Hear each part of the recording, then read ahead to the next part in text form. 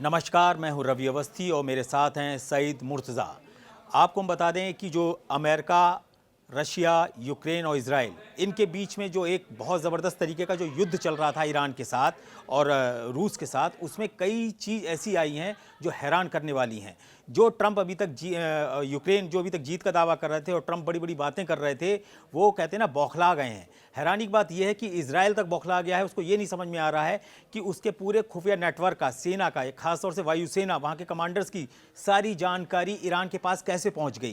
कैसे ईरान पूरे डंके की चोट पर बोल रहा है कि अब इजराइल के एक एक कमांडर, एक एक उनके पायलट्स की सारी जानकारी ईरान के पास है और अब वो जो चाहेगा वो करेगा। यानी कि पिछले 48 से और 96 घंटे के अंदर कुछ ऐसे समीकरण बड़ी तेजी से बदले हैं कि एक तरफ जो रूस यूक्रेन युद्ध है वो परमाणु युद्ध के कगार पे पहुंच गया है और इधर ईरान जो है वो बड़ी तेजी से हावी होता चला जा रहा है इजराइल के ऊपर। अभी एक हफ्ता भी नहीं हुआ, खबर आई थी कि ईरान ने 14 देशों के में अपना जासूसी नेटवर्क एक्टिव कर दिया है, जिसको लेकर हड़कंप मचा है। मैं सबसे पहले मुर्तजा से पूछूंगा कि मुर्तजा, सबसे पहले हम लोग ईरान से स्टार्ट करते हैं। ये इजराइल का क्या मामला है और ये जो खुफिया नेटवर्क और जो ऑपरेशन कॉकपिट है, ये है क्या? देखिए, अब एक महीने पहले ही ईरान की तरफ से इस तरह की बात आई थी। ये दावा किया गया था कि उसने इजराइल को लेकर एक ऐसा खुफिया ऑपरेशन चलाया है जिसके बारे में जब वो बताएगा तो बहुत बड़ा हड़कंप मचेगा और ना सिर्फ इजराइल बल्कि अमेरिका को परेशान करने वाली बात होगी।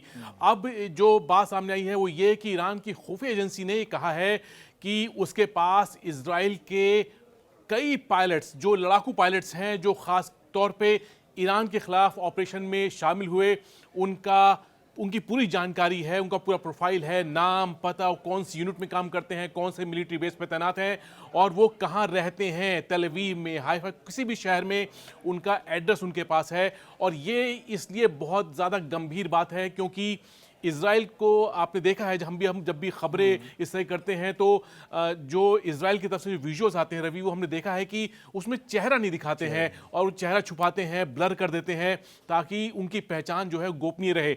लेकिन अब ईरान ने वहाँ के पायलट्स के बारे में ऐसी जानकारी लीक करनी शुरू कर दी है और एक तरह से कहा जा रहा है कि ये जो इजराइल के पायलट्स हैं उनकी सुरक्षा जो है अब खतरे में आ जाएगी। हैरानी की बात यह है कि ये जो खुफिया इनपुट्स और खुफिया युद्ध शुरू हुआ है, इसकी पिछले कहते हैं ना 5-7 दिन के अंदर जो खबरें आई हैं वो हैरान करने वाली हैं।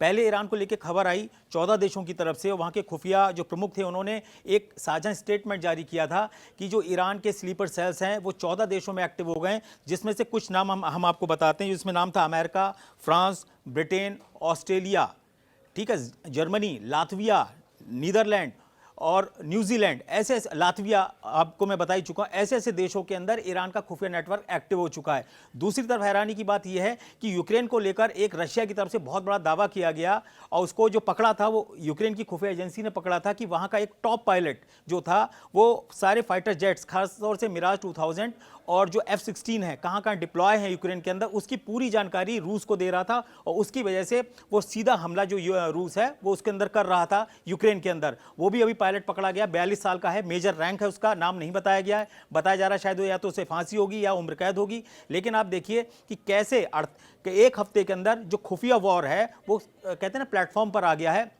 और उसी झुंझलाहट के चक्कर में क्या हुआ कि अब रशिया जो है वो अच्छी तरीके से ट्रंप को उनके ही अल्टीमेटम में फंसा रहा है और ये दावा कर रहा है कि आप जो हमको पहले अल्टीमेटम 50 दिन का दे रहे थे, फिर 10 दिन का दे रहे थे, अब तो 8 अगस्त बिल्कुल पास में आ रही है जिसमें कहते हैं ना अल्टीमेटम की डेट ही खत्म हो जाएगी। ऐसी परिस्थिति में ईरान और रशिया जो हैं वो एक तरीके से अमेरिका, इजराइल पर और अमेरिका और यूक्रेन पर, दोनों पर हावी होते चले जा रहे हैं। यानी कि जो दोनों वॉर हैं वो एक तरीके से खुफिया युद्ध के बीच में आ गई हैं। और हैरानी की बात यह है कि इस बीच रूस और चीन ने जापान सागर के अंदर अपना एक बहुत बड़ी नौसेना की जो ड्रिल है वो चालू कर दी है। और आपको बता दूं ये जो ड्रिल कर रहा है उसमें प्रशांत सागर का जो महाबेड़ा बोला जाता है रूस का, वो शामिल है। आप मुझे ये बताइए कि ईरान का इस मौके पर आकर इस तरीके से ये बातें करना, क्या ये दिखा रहा है कि रशिया के जो एलाइज हैं, रशिया के जो एलाई, ईरान बहुत अच्छा माना जाता है, चीन बहुत अच्छा माना जाता है, वो बहुत तेजी से वॉर को आगे बढ़ा रहे हैं? देखिए, अभी आपने बात की जो खुफिया जानकारी लीक हुई है यूक्रेन की तरफ से, तो मैं इसमें एक चीज़ जोड़ना चाहूँगा, वो ये कि देखिए ये पूरा एक तरह से विभीषण होने वाला मामला है। जो यूक्रेन का आदमी है वो क्या कर रहा है कि वो इंफॉर्मेशन रूस पहुँचा रहा है, जो वहाँ के उनके खुफिया बेस हैं या फिर जो एयरक्राफ्ट जहाँ तैनात हैं उन जगहों के अड्डे जो हैं उनका पता या उनके बारे में जानकारी जो है वो मॉस्को तक पहुंचाई जा रही है। अब यही चीज जो है वो इजराइल के साथ हो रही है। अब हुआ क्या कि ईरान में पैदा हुआ एक इजरायली नागरिक, मतलब कि वो बाद में जाके वो इजराइल चला गया और उसने वहां की नागरिकता ले ली। अब उसी शख्स ने क्या किया कि उसने इजराइल की खुफिया जानकारी ईरान को देनी शुरू कर दी। अब हम इजराइल की खुफिया एजेंसी जो मोसाद है उसके बारे में हम बहुत बड़ी बड़ी बातें सुनते हैं कि भाई मोसाद ने ये ऑपरेशन कर दिया, वो ऑपरेशन कर दिया। कोई शक नहीं कि मोसाद जो है उसने बहुत कामयाब हमले किए हैं पिछले कई दशकों में, और 13 जून को जो हमला हुआ था उसमें भी उसने हैरान कर दिया था। लेकिन क्या हुआ है कि इजराइल के अंदर कई ऐसे लोग हैं जो वो ईरान के लिए काम कर रहे हैं। जुलाई में भी ऐसे ही 2 सैनिक पकड़े गए थे इजराइल के, जो ईरान तक इंफॉर्मेशन पहुंचा रहे थे।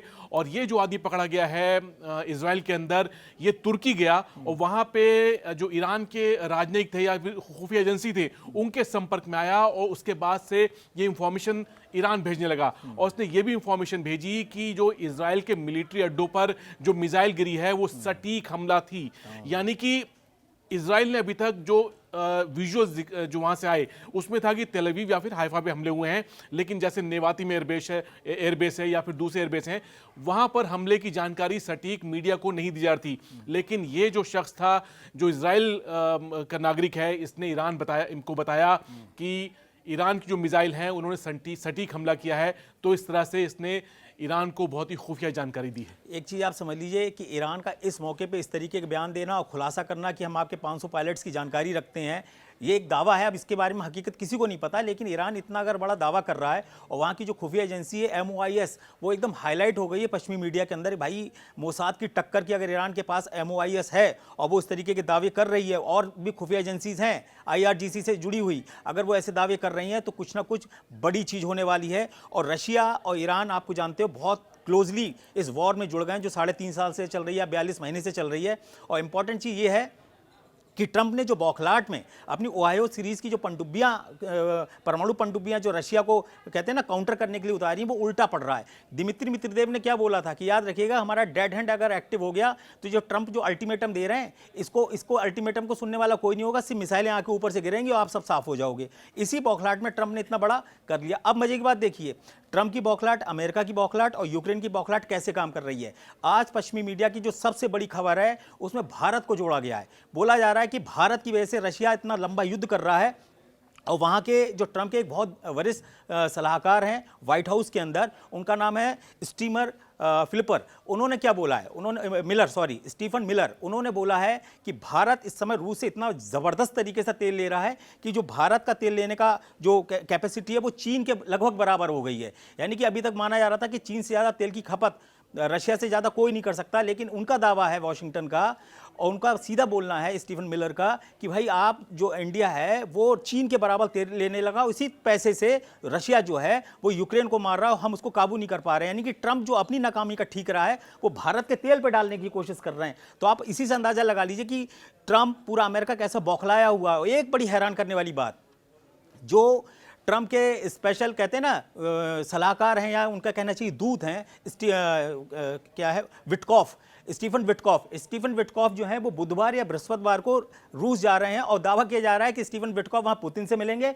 और उनको धमकी देंगे कि आप अगर 8 अगस्त तक इसको नहीं बंद करते हैं, युद्ध को नहीं बंद करते हैं, तो जो अमेरिका है वो बहुत बड़ा सैंक्शन लगाएगा। अब आप सोचिए क्या उनकी औकात है स्टीफन विटकॉफ की, एक सलाहकार की, जो पुतिन के जाके धमकाए। और आपको लगता है कि वो जो पुतिन है वो बैठे हुए हैं कि स्टीफन विटकॉफ आएंगे वो उनको धमकाएंगे, उसका रशिया बैकफुट पे चला जाएगा। ऐसी कहते हैं जोकरों वाली हरकतें हो रही है अमेरिका की तरफ से। आप बोल रहे हैं कि धमकाएंगे, मेरे ख्याल से ये बीच का रास्ता अपनाने की कोशिश है कि फेस लॉस ना हो ट्रंप का और पुतिन मान जाए। लेकिन आप जारी रखिए, लेकिन मेरे ख्याल से पुतिन ऐसा करेंगे नहीं। और पुतिन का सीधा एक एजेंडा है जो वो उनके प्रवक्ता बार बार कह रहे हैं कि हम अपने मकसद पूरे करेंगे यूक्रेन में। आपको बता दें ये स्टीफन विटकॉफ का जो कहते हैं ना एक नई चाल चली है ट्रंप ने, उसके पीछे की 3 वजह हैं। एक तो यह है कि पिछले 1 हफ्ते के अंदर जिस तरीके के रशिया ने बैलिस्टिक मिसाइलों से अटैक किए, ड्रोन से अटैक किए, उसने पूरे यूक्रेन के चीथड़े उड़ा दिए हैं, खासतौर से पूर्वी यूक्रेन में।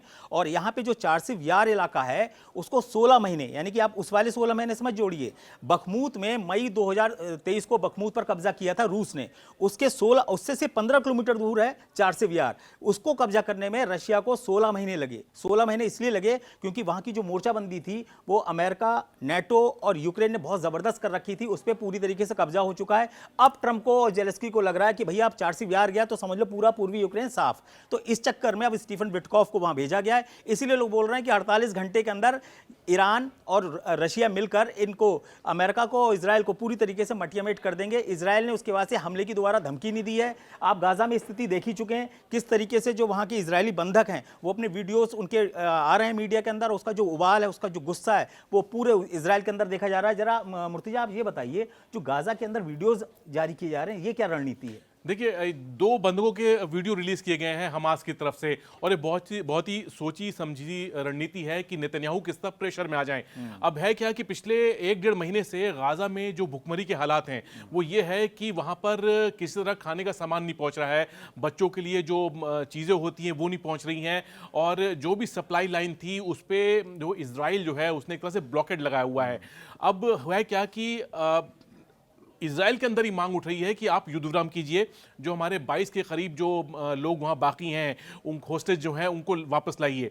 अब लेकिन नेतन्याहू जो है वो बिल्कुल भी उनका दिल पसीज नहीं रहा है, और वो इस युद्ध को जारी रखे हुए हैं। और जब स्टीव विटकॉफ आए, उनसे मुलाकात भी हुई, तो हम एक तरह से हमने देखा कि एक तरह से मौन स्वीकृति दी गई कि भाई, क्योंकि ट्रम्प ने बाद में कहा कि हमास को पूरी तरह ख़त्म कर दीजिए और सफाया बहुत ज़रूरी है। यानी कि ये ऑपरेशन जो है हमास के खिलाफ गाजा में वो ख़त्म नहीं होने जा रहा है। इजराइल लगातार बॉम्बिंग करता रहेगा, और सितंबर की एक तारीख दी है यूरोप के 2 देशों ने, फ्रांस और ब्रिटेन ने, कि अगर आपने बमबारी नहीं रोकी तो हम सितंबर में यूएन में ऐसा मूव लाएंगे कि फिलिस्तीन को देश की मान्यता दी जाए। और इसमें कनाडा भी शामिल है। लेकिन हम देख रहे हैं कि ये चीज़ अब अगस्त का महीना आ गया है, और डोनाल्ड ट्रंप कह रहे थे कि मैं राष्ट्रपति बनने के बाद बहुत चुटकियों में सब चीज़ें ख़त्म कर दूंगा, चाहे यूक्रेन हो, चाहे फिर वो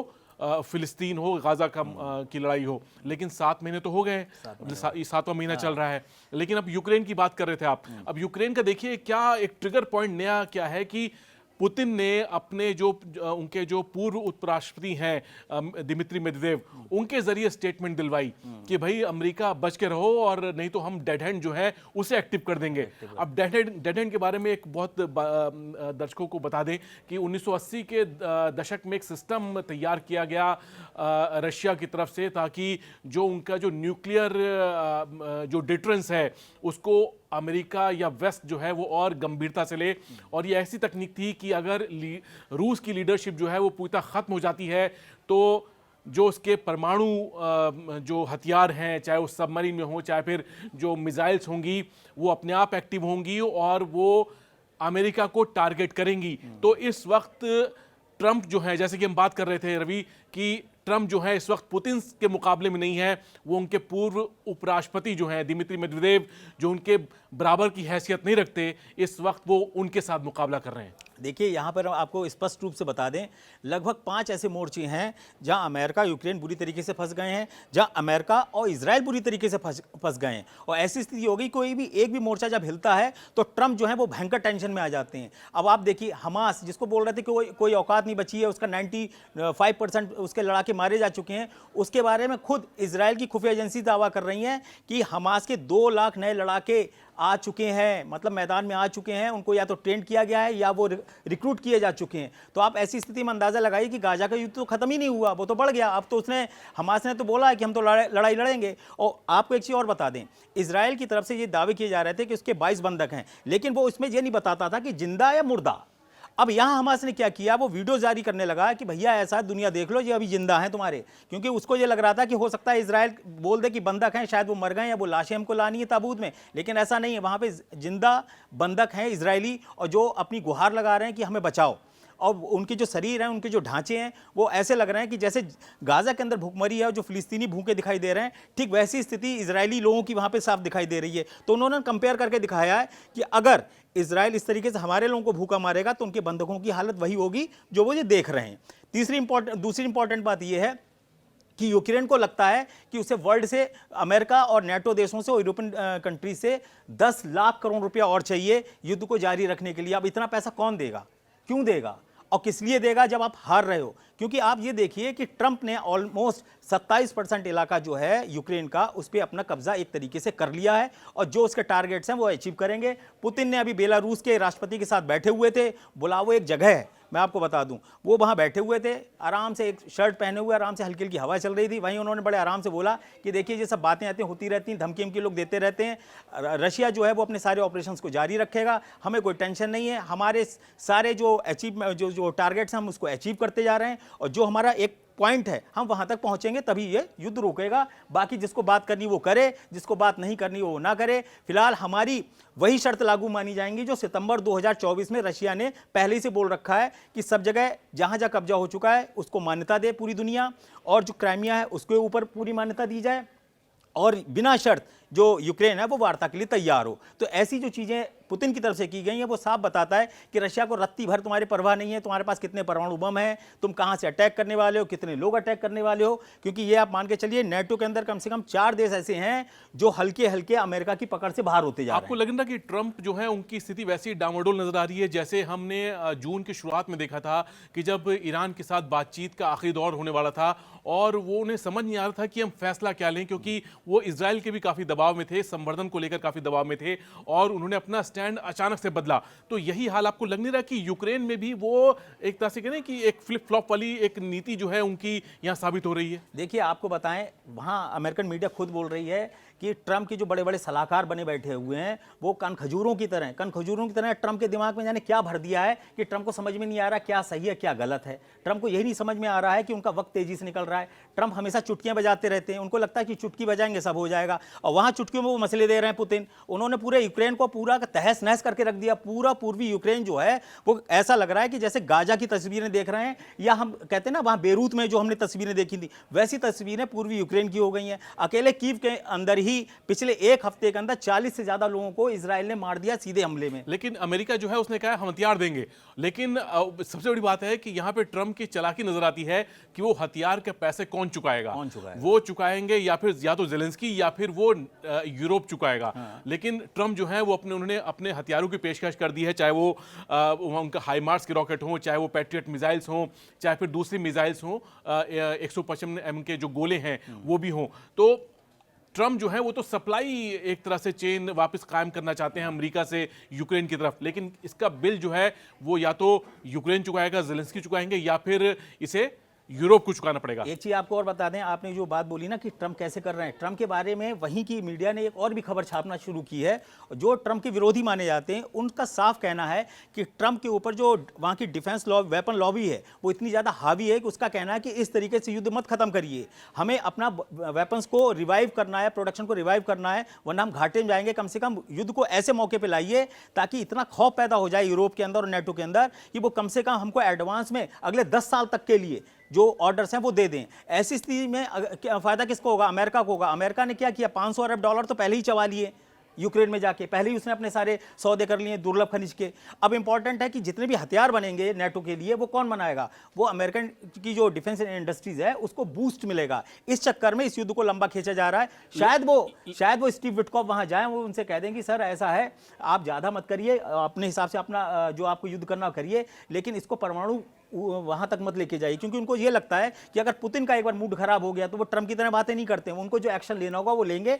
और दिमित्री मित्रदेव अगर कभी भी बयान देंगे तो याद रखिएगा हमेशा न्यूक्लियर की बात करते हैं, वो उससे नीचे बात ही नहीं करते। अच्छा, अमेरिका ने एक तरह से अपने इजराइल के युद्ध में भी अपने हाथ जला लिए। उन्होंने समर्थन तो पूरा किया है नेतन्याहू का, लेकिन उन्होंने क्या किया कि अब थाट की जो मिसाइल हैं जो ईरान की मिसाइल अटैक को रोकने के लिए इस्तेमाल की गई, उसमें अमेरिका का अपना जो 20% स्टॉक था वो खत्म हो गया। अब ये कहा जा रहा है कि ये 20% को भरने के लिए कई साल लग सकते हैं, 8 साल तक का वक्त लग सकता है। यानी और ये थाट जो है बहुत ही क्रूशियल है अमेरिका के अपने मिसाइल डिफेंस के लिए। ये यूएई में तैनात है, दक्षिण कोरिया में तैनात है, और अमेरिका को लगता है कि इजराइल के साथ जो उसको डिफेंड किया है ईरान की मिसाइलों को लेकर, ये एक बहुत बड़ा लॉस हो गया है, जिसके बारे में अमेरिका की मीडिया जो बात तो कर रही है लेकिन बहुत संभल कर, क्योंकि इससे जाहिर होता है कि अमेरिका की रूस और चीन को लेकर तैयारी क्या है? अब आपने शुरू में बताया था कि जो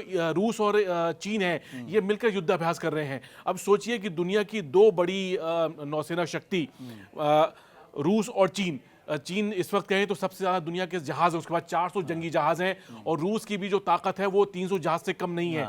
अब ये दोनों मिल के जो है एक पैसिफिक ओशन में या बाकी जगह अगर मिल के ये एक्सरसाइज करती हैं तो सोचिए कि अमेरिका के खिलाफ कितना बड़ा चैलेंज के तौर पे देखा जाएगा। आप इसी से समझ लीजिए कि दुनिया की जो सबसे बड़ी नौसेना है वो रशिया के साथ यानी कि चीन, दुनिया की सबसे बड़ी जो नौसेना है वो चीन है, दुनिया की तीसरी जो सबसे बड़ी नौसेना है वो रशिया है, यानी कि दोनों मिलकर इस समय जो है जापान सागर के अंदर अपने एक्शन कर रहे हैं। अब यहाँ पे दो मैसेज हैं, अमेरिका को भी और जापान को भी, क्योंकि बहुत अच्छा एलाई माना जाता है अमेरिका का जापान। तो ऐसी स्थिति में चीन का भी मकसद हो रहा है और रशिया का भी मकसद पूरा हो रहा है। इसीलिए आपने देखा होगा कि जुलाई के महीने में स्टॉर्म, ऑपरेशन स्टॉर्म जो चालू किया था, जुलाई स्टॉर्म था, उसमें 1500 युद्ध जो कहते हैं ना जंगी जहाज जो थे ये समंदर में, वो रशिया ने उतार दिए थे, सिर्फ यही साबित करने के लिए कि हमारी नौसेना जो है वो पूरी तरीके से यूक्रेन को तबाह कर देगी। तीसरी इंपॉर्टेंट बात यह है कि अब जो ट्रंप हैं वो सैचुरेट होते जा रहे हैं, उनकी जो सारे जो कहते हैं ना उनके जितने पासे थे वो सब उनको उल्टे पड़ते चले जा रहे हैं। पहले उन्होंने 2 सितंबर यानी कि 14 जुलाई को उन्होंने अल्टीमेटम दिया था 50 दिन का रूस को, और उसका तो उन्होंने घटा के उसको 10 से 12 दिन कर दिया। पहले वो 2 सितंबर को अल्टीमेटम खत्म हो रहा था, अब 8 अगस्त को खत्म हो रहा है। अब 8 अगस्त भी उन्हें भारी लग रहा, तो स्टीव विटकॉफ को दौड़ा दिया, रशिया भैया तुम जाओ, कि ऐसा ना हो कि अल्टीमेटम खत्म होने से पहले कुछ और बड़ा हो जाए। तो ये जो परिस्थितियां हैं ये बहुत ही खतरनाक हो रही हैं अमेरिका के लिए, और इसीलिए अमेरिका ने भारत के ऊपर खींच उतारी है कि तुम्हारी वजह से तुम इतना तेल खरीद रहे हो, क्यों तेल खरीद रहे हो? भारत को बोल रहे हैं भाई तुम इतना तेल क्यों खरीद रहे हो, तुम चीन के बराबर तेल खरीद रहे हो, आखिर ऐसा क्यों कर रहे हो? उसी पैसे से वो यूक्रेन युद्ध जो है वो रशिया लड़ रहा है। अब सवाल ये यहाँ पर ये है कि ये जो सारी चीज़ें चेंज हो रही हैं इसमें भारत क्या कर रहा है? भारत ने कहा कि भाई हमें इस युद्ध से कोई मतलब नहीं, हमारे जो राष्ट्रीय हित होंगे उसके हिसाब से हमारे फैसले होंगे, हम तेल ले रहे हैं, हम तेल लेते रहेंगे। अवसी जी, आप इससे पहले कि समअप कीजिए, मैं एक चीज़ बता दूं, क्योंकि हम देख रहे हैं कि जब जून में युद्ध हुआ था और जुलाई जिस तरह गुजरा है और अगस्त की शुरुआत जिस तरह हुई है, उसमें देखिए ये बहुत ही साफ नज़र आ रहा है कि इजराइल और ईरान जो है ये दोनों बहुत ज़्यादा आक्रामक हैं। ये अपने जो खुफिया मिशन जो है एक दूसरे के खिलाफ लगातार चला रहे हैं, और जिस तरह के हालात नज़र आ रहे हैं उससे लगता है कि जो पश्चिम एशिया है उसमें हम बहुत जल्दी जो है कुछ और ऐसी चीज़ देखेंगे जिससे एक नए युद्ध की शुरुआत होने का खतरा हो। देखिए मैं आपको बता दूं यहाँ पे 2 मोर्चे हैं, एक है रूस का मोर्चा, एक है अमेरिका का मोर्चा। रूस के मोर्चे में है ईरान, ठीक है, चीन, उत्तर कोरिया, इन सब का मोराल बहुत हाई है। ईरान को S-400 मिल चुका है, उसकी वो प्रैक्टिस कर रहे हैं। S-400 आपको पता है बहुत ही बढ़िया एयर डिफेंस है रशिया का, जो ईरान पहुंच चुका है, उसकी प्रैक्टिस हो रही है। दूसरी तरफ उत्तर कोरिया, सर्गेई लावरोव गए थे, रूस के विदेश मंत्री, वहां के सैनिकों के लिए बात हो गई है, 30,000 सैनिक वहां से आ रहे हैं। तीसरा इंपॉर्टेंट आता है चीन। चीन के बारे में क्या क्या चीज़ें वहाँ प्रोवाइड कराई गई इसके बारे में किसी को नहीं पता, लेकिन चीन ने बहुत ही बड़े स्तर पर रशिया की हेल्प की है। अब आते हैं अमेरिका की तरफ। अमेरिका संग हर चीज़ उल्टी हो रही है, उसको यही नहीं समझ में आ रहा है कि उसके साथ कौन है कौन नहीं है। यहां तक कि वो पैसा तो झोंकता जा रहा है, लेकिन सवाल यह है कि यूक्रेन का जो सारे मोर्चे हैं वो हल्के हल्के करते हारते जा रहे हैं। और इधर क्या हो रहा है, इजराइल जो है वो भी चुपचाप बैठा है, उसको समझ में आ गया है कि अमेरिका इस वक्त हमारा ज्यादा साथ नहीं दे पाएगा, क्योंकि ईरान का जो स्तर है वो बहुत ऊपर आ गया। उसको भी समझ में आ गया कि 12 दिन के युद्ध में हम इजराइल को कहां और कितनी टक्कर दे सकते हैं। उसका होमवर्क लगभग पूरा हो चुका है और वो बहुत ही मजबूत स्थिति में है। यही वजह है कि ईरान के कमांडरों ने अपनी जीत के दावे शुरू कर दिए हैं कि हम 12 दिन का युद्ध जीत चुके हैं। ये ईरान के टॉप कमांडर्स ने एकदम क्लियर कट जवाब दिया है। आप जरा जरूर बताइए कि ईरान ने जो जीत के दावे किए हैं वो उसके पीछे का मकसद क्या है? देखिए, ईरान जो है शुरू से एक ऐसी पोस्टरिंग लेके चलता है कि कहते हैं ना कि मैं झुकेगा नहीं, तो ईरान के साथ ये है कि वो किसी भी मौके पे वो झुका नहीं है। उसने 13 तारीख को जब इसकी मिलिट्री लीडरशिप को एकदम से ख़त्म कर दिया था और तब दुनिया को लगा कि अब ईरान का क्या होगा और अब ईरान खुद को कैसे बचाएगा, क्योंकि तमाम मिलिट्री कमांडर्स से जो खत्म मारे गए थे। लेकिन 13 तारीख की रात को ही ईरान ने अटैक किया और करीब 150 या 200 मिसाइल उसने दागी थी इजराइल की तरफ। तो उससे आप समझ सकते हैं कि ईरान जो है उसका जो फर्स्ट रेस्पॉन्स जो होता है वो हमेशा ऐसा खतरनाक होगा कि जो दुश्मन है वो सोचे कि आगे अटैक करना है कि नहीं।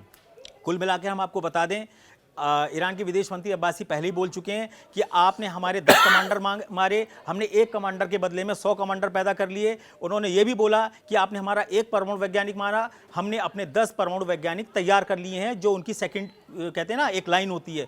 कुल मिलाकर यहाँ पर कोई भी युद्ध रोकने को तैयार नहीं है। रशिया जो है वो उसके जो एलाइज हैं वो वास्तव में कहते हैं ना आत्मघाती मोड में, या कहते हैं करो या मरो की स्थिति में लड़ रहे हैं। और अमेरिका जो लड़ रहा है वो अपना जिंदगी बचाने के लिए लड़ रहा है, ये अपना वजूद बचाने के लिए लड़ रहा है रशिया। ये सबसे बड़ा जो कहते हैं ना दोनों के बीच में फर्क है, वही इस युद्ध का फैसला करेगा कि कौन जीत रहा है कौन हार रहा है। फिलहाल तो जो रूस है और वो काफ़ी आगे निकल चुका है, ईरान जो है उसका मोरल काफ़ी हाई है। और कुल मिला के स्थिति ये है कि गाजा से लेकर ईरान और ईरान से लेकर यूक्रेन और पूरा का पूरा जो इलाका है वो कुल मिलाकर ऐसे मुहाने में पहुंच गया है जहां अब रूस का जीतना जो लगभग तय है, और ईरान जो है वो एक नए दौर में प्रवेश करने जा रहा है।